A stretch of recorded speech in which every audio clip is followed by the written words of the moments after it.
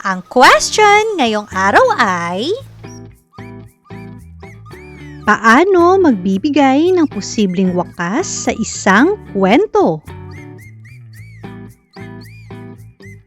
Ang pagbibigay ng posibleng wakas ay ang kakayahang hulaan ang maaring mangyari sa dulo ng kwento, batay sa kilos ng mga tauhan, suliranin, tagpuan, at mga desisyon ng pangunahing karakter.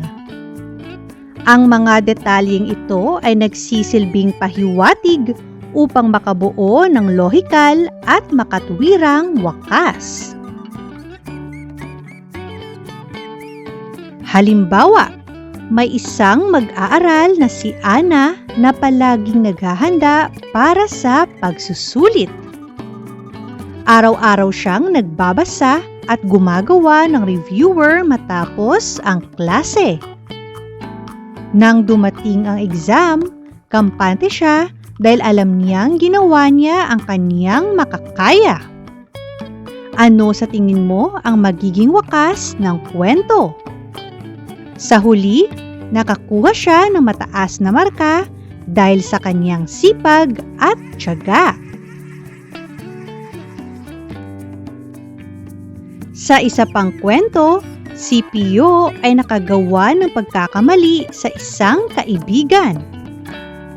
Sa halip na magdahilan, humingi siya ng tawad at sinikap na itama ang kaniyang nagawa. Ano sa tingin mo ang magiging wakas ng kwento? Dahil sa kaniyang katapatan at pagbabago, muli siyang tinanggap at nagtapos ang kwento sa maayos at mas matibay na samahan.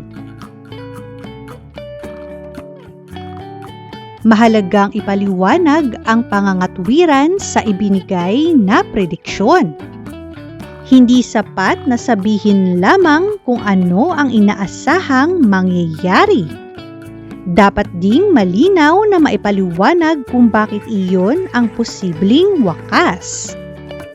Maaring simulan ang paliwanag sa mga pahayag tulad ng "sa palagay ko" o "batay sa mga pangyayari sa kwento." Ipinapakita nito na ang iyong hinuha ay may matibay na batayan.